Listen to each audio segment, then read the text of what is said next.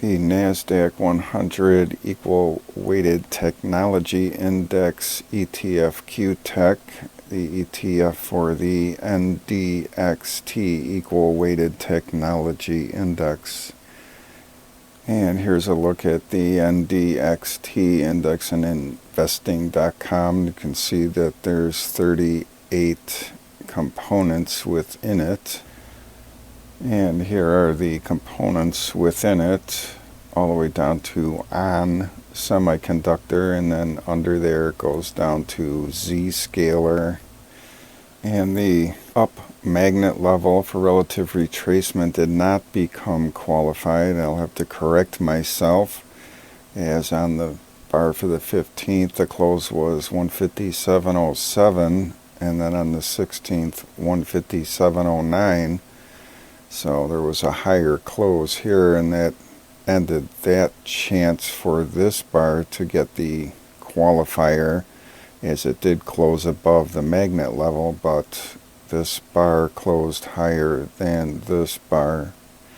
However, I still believe that price will get pushed up here in these technology indexes, the QTEC and the XLK, the cap weighted version of this equal weighted QTEC, as this is that time of year when storefront money managers will have to start getting clients into the market with the big fat cap mega techs if they've missed the boat for the year, and if they were value oriented as a carryover from 2022, they'll need to sell those near the end of December to benefit from tax loss harvesting. So I expect to see a lot of value get sold off in December, and starting now having the big fat cap megatechs start moving up even further than they already are, as they position those clients into the growth areas versus value. So those money managers come under a lot of pressure this time of year as the holiday seasons approach. They get a lot of calls from irate clients. And what usually happens, if they've missed the boat, they'll get all into the growth areas, and then come the turn of the year for 2024, we'll probably go back into the value play, and they'll be stuck behind the lines there and fielding more calls from irate clients. So for now, I expect these big technology companies to continue inching their way up. I don't know about skyrocketing anymore. And we do have this megaphone sell 7 and count 7 hanging over its head here.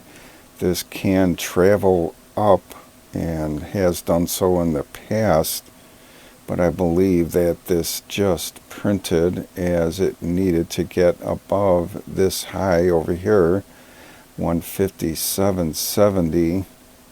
So this high, 158.46, so it printed right here, and it decides to head south, get below this disqualified trend factor down 1, and the disqualified momentum down for 50% and 100%. They will become qualified, closes under those levels, and the top of the range is right there in that blue line, 152.49.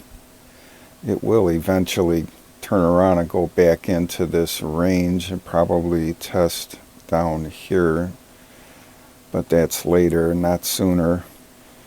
And the QQE fast is right up there, knocking at the door of 70 overbought. I'm sure if you checked RSI 14 is already above its overbought line 70. But we stick with the QQE, because, you know, if that makes it above 70, it's really stretched. And the DMI plus and minus is still holding their own, going sideways. Still a nice upwards trajectory on ADX, which is at 27.47. So it's inching its way up about a point every day. And the ATM trigger pressure up is making a big move, trying to get up to overbought like I suspected.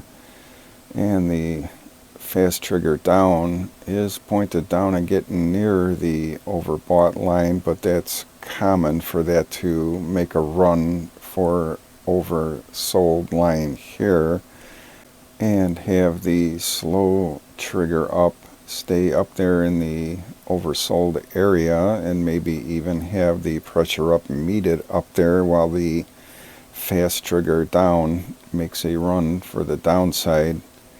So we'll pay attention to that for sure. And if this pressure up does not make it above the overbought line 75, then it could be a downdraft for price, but I believe it's going to make it up there and meet the slow trigger up. And QTEC price did make it under the channel 3 high, so it went sideways right under it now, and definitely below the upper Bollinger Band and upper Stark Band.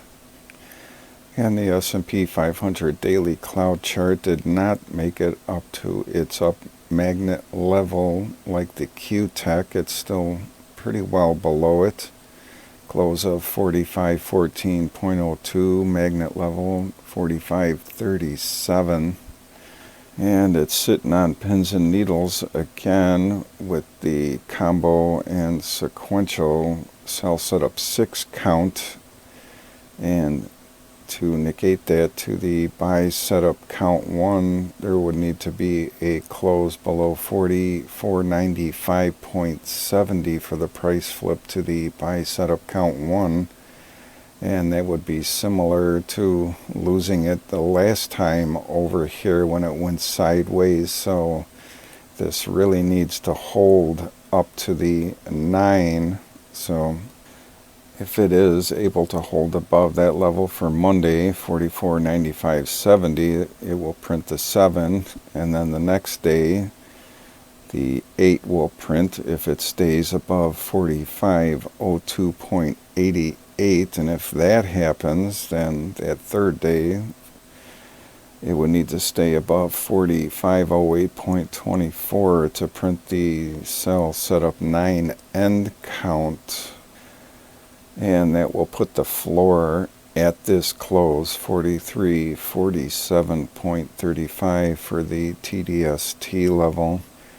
And if it really pulls it off and prints the 9 end count, we will be above that magnet level. Whether it's qualified or confirmed or not, I don't know. But if it does make it above it, it's support. And then if it keeps moving up and ticks higher than this high, 4607.07, and D-Wave will print the D-Wave up wave 5. And the D-Wave downwave A is already printed, as that can continue to travel. If price keeps going up, it will follow.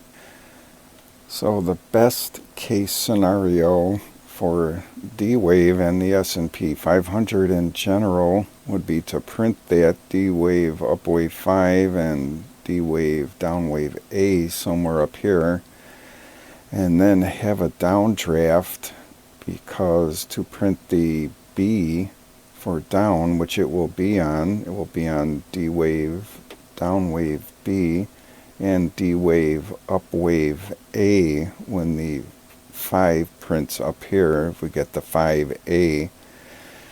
So then the A will change to a B in 8 bars, and if it ticks lower than whatever 8 bars it's at that current time, then the B will print.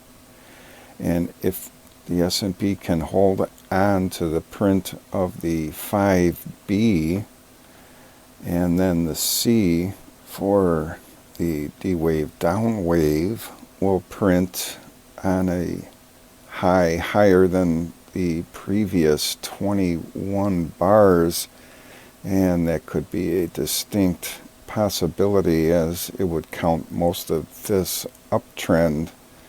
So then the D-Wave for S&P 500 daily would be on the print of the D-Wave Upwave 5 and the D-Wave Downwave C. And then I've seen that on that last run coming out of the pandemic era, and actually a little bit before that, I think November 2019, it had the 5C, and it just traveled onwards and upwards for a year or more before we had the turnaround, and the D-Wave Upwave printed the D-Wave Upwave A. And there's always a chance to recover, even if it did print the A. I saw it happen countless times during that era. Printed the D-Wave Upwave A and the D-Wave Upwave B. And the threat was to print the D-Wave Upwave C, which would have been a downdraft, and it never happened. And when the B exceeds the high of where the D-Wave Upwave 5 printed, then the D-Wave Upwave 5 shifts over and just keeps going upwards and onwards. And here's the S&P 500 looking back to the 2019 era before the COVID crash. You can see it printed the D-Wave Upwave 4 here, and the 5 was supposed to print here, and then once it exceeded the high of this 3, wherever that was, over here, somewhere there, the 5 printed, and it stayed there all the way, even through the COVID crash. Then it continued on and never lost it.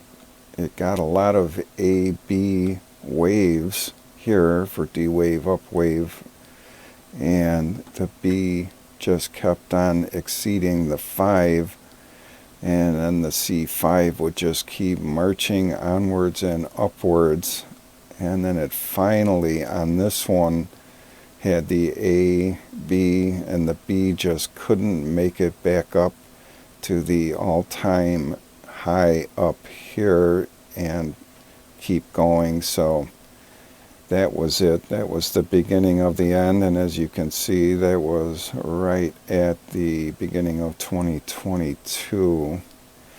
And then the D-Wave Upwave C printed here, and that was it.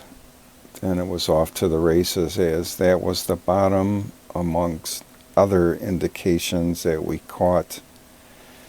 And here's another instance where the 5 printed for a D-Wave up, and then the A, B, and the B just couldn't exceed the 5 and have it shift over.